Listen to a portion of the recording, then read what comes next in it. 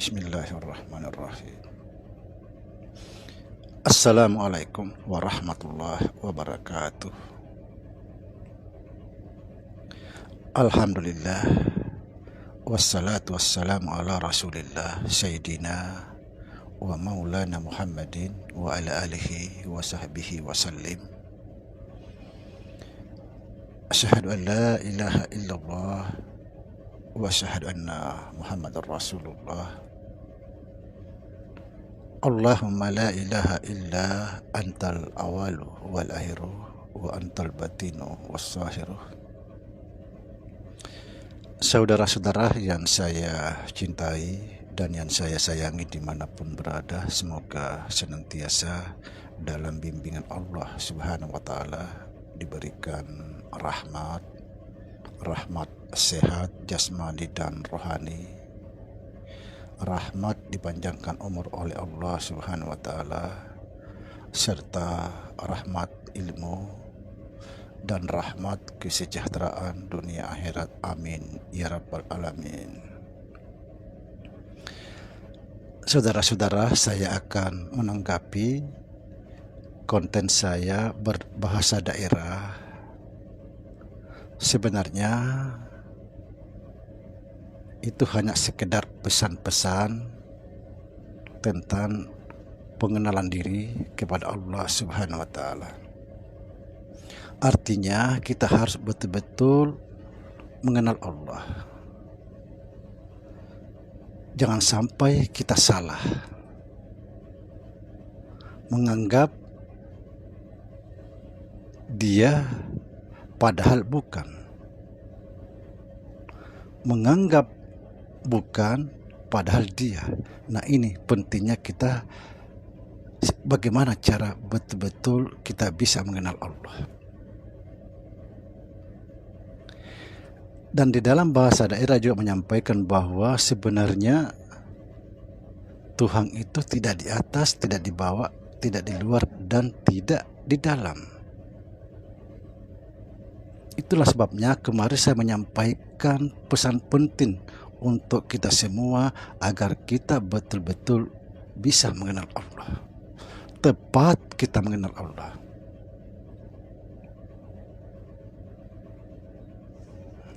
Apa yang dimaksud Allah tidak di atas, tidak di bawah, tidak di dalam? Dan apa yang dimaksud Allah tidak di dalam sesuatu dan tidak juga di luar sesuatu?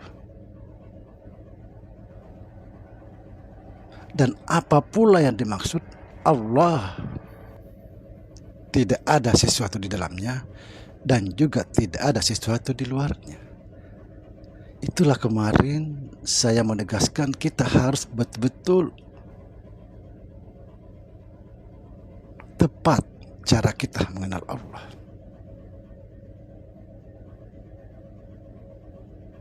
Baik saudara, saya akan menyampaikan di sini apa yang dimaksud Allah tidak di luar sesuatu dan tidak di dalam sesuatu.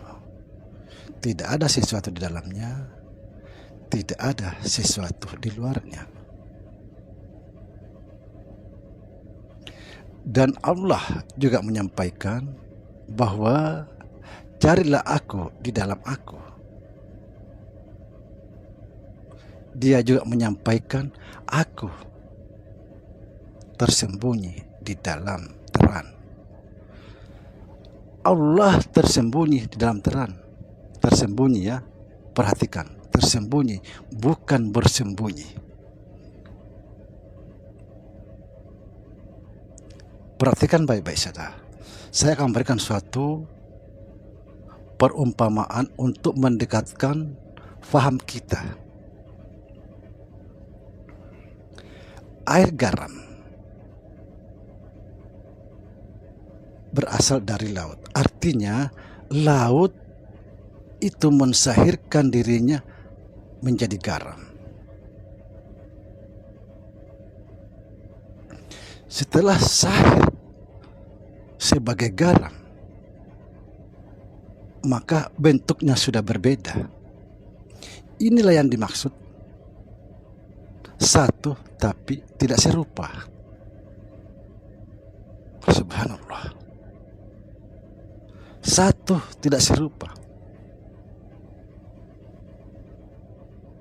Kemudian, apa yang dimaksud tidak di dalam sesuatu, tidak pula di luar sesuatu, dan tidak ada sesuatu di dalamnya, tidak ada sesuatu di luarnya. Perhatikan garam.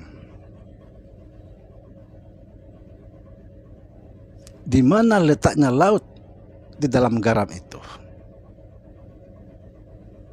Apa di luar atau di dalam? Tidak. Tapi lautan itulah semua ada pada garam.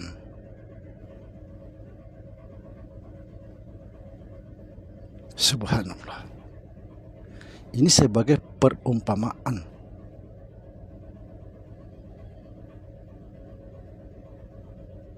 Lalu di dalam ajaran tasawuf atau di dalam ajaran ma'rifat, di situ kita dituntut untuk menfanakan diri atau melenyapkan diri atau mengembalikan diri kepada asalnya. Saudara, laut bisa menjadi garam. Yang jadi pertanyaan kita, bisakah garam menjadi laut? Bisa, tapi butuh proses. Seperti apa prosesnya supaya garam itu bisa menjadi laut? Garam itu harus kembali dulu ke laut. Setelah garam itu di laut, dia akan hancur pelan-pelan. Dia akan lebur, fana, sehingga garam itu tidak terlihat lagi. Yang terlihat hanyalah lautan. Subhanallah.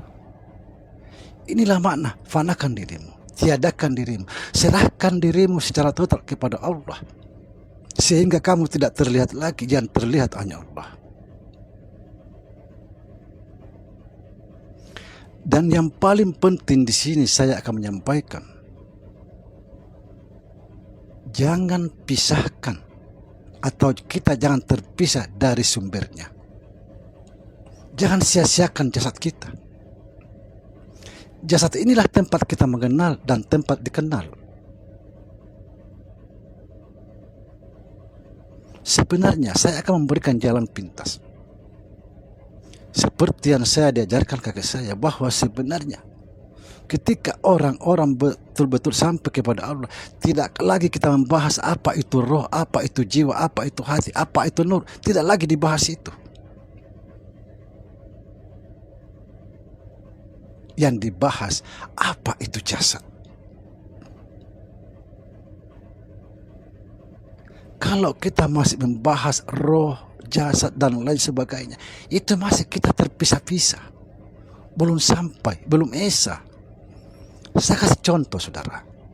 Ketika kita membangun rumah, situ ada semen, ada batu, ada kayu, dan lain-lain sebagainya. Ketika ini semua menjadi satu, maka kita sebut rumah. Tapi kalau masih di dalam pembahasan batu, semen, air, dan lain sebagainya, itu belum menyatu.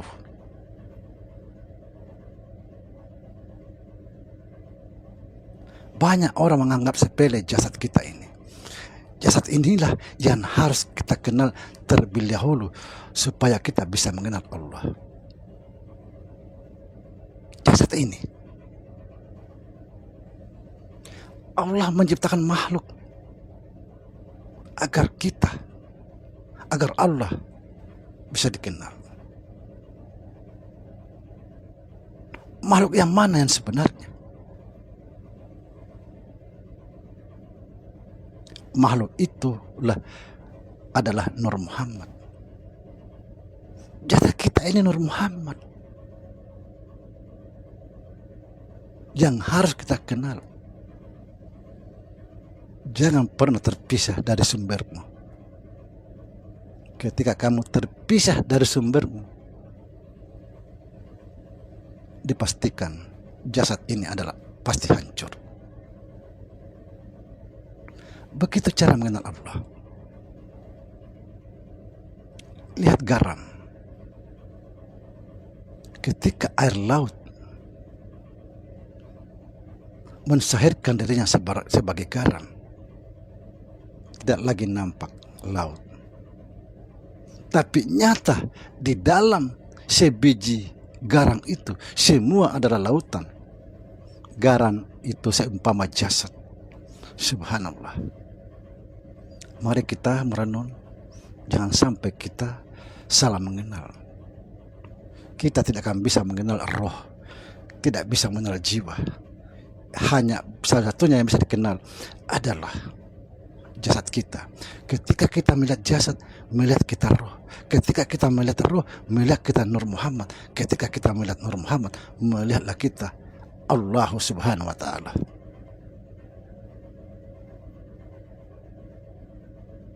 Bagaimana mungkin kita bisa mengenal tanpa jasad? Jasad diciptakan tempat kita mengenal dan dikenal.